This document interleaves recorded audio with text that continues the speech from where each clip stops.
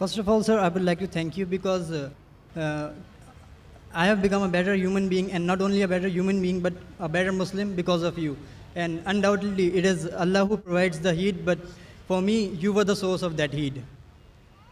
And my question is that I have read in glorious Quran that in previous time, during the time of Prophet Muhammad sallallahu alaihi wasallam, men were allowed to keep female slaves, and they were allowed to have that intimate relationships with them without the nikah, and the offsprings were also considered to be legitimate. So, I mean, wasn't it any kind of degradation of the honor of the women? And were women allowed to do that, or this privilege was only confined to men? Brother asked a question that at the time of the Prophet, there were women who were slave women, and you were allowed to have sex with them even without marrying. So why was it allowed? What is the privilege? And is the vice versa permitted or not? There are many verses in the Quran which say that you can have sex with whom those are your wife and what your right hand possesses. Right hand possesses means they were the slaves, and at the time of the Prophet, the wars used to take place. And when wars used to take place, they were captives. When they were captives from both the sides, the men and the women, they became slaves.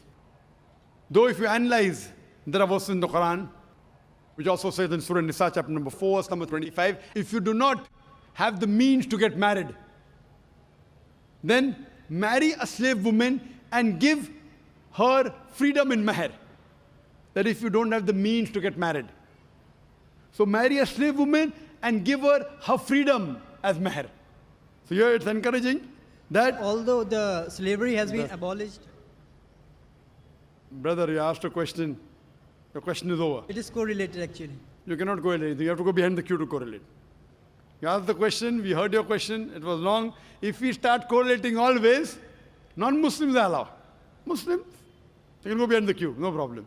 If we start correlating, we'll be able to handle very few questions. For non-Muslims, I'm a bit lenient. So now the thing is that, so it's preferable to marry. Vice versa, it's not possible. It is only for the female women slaves that the man can have sex. The Quran doesn't say the vice versa.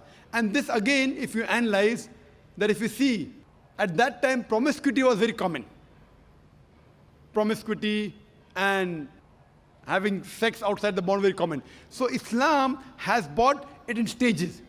Like as alcohol was very common, the first verse of the Quran of Surah Baqarah chapter 2 verse number 219 says that in alcohol there is profit and loss. Loss is more than profit. The next verse was revealed in Surah Nisa chapter 4 verse 43 that do not pray with your mind befogged. Means when you're praying, don't have intoxicants. Finally the ban came in Surah Ma'idah chapter 5 verse number 90 that alcohol is banned. So here, first Almighty God, Allah subhanahu wa ta'ala prohibits any other sex. Only two people allowed. Your wives and that which your right hand possesses. Now in this age, we don't have, any wars. It may take place. People say that the Quran talks about slavery, is it justified? I said, yes, why not? You know why? Because today we know that internationally slavery has been banned. But do you know what's happening in Guantanamo Bay? Due to the laws of UN resolution, how they treat the prisoners of war. If you compare that with the Islamic law is far superior to what's happening in Guantanamo Bay. And after a few days, we have a speaker coming by the name of James E. He's a Chinese. And he was put in Guantanamo Bay.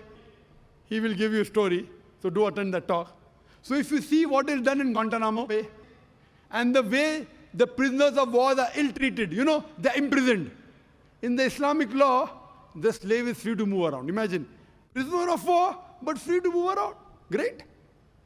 Major thing, you're giving them a place to walk. They can go to the market, they cannot run away. But if they run, what are you going to do? You'll have to catch up with them. But imagine a prisoner of war is not chained. In the normal prisoner of war, you have prison camps with electric wires, they can't go out. All sorts of nonsense goes there, All sorts of sexual abuse goes there. Do you know that? What nonsense goes? So the Islamic law, even if I agree, how they treat the slave is far superior than the UN Charter. far superior than Guantanamo Bay. But in Islam, Islam disagrees with having sex outside the marital bonds. So just as a restriction, it was permitted that time, what your right hand possesses. But preferable is, as it goes further, that give their freedom in mahr and have sex with them, that's preferable. Hope that answers the question. Thank you, sir.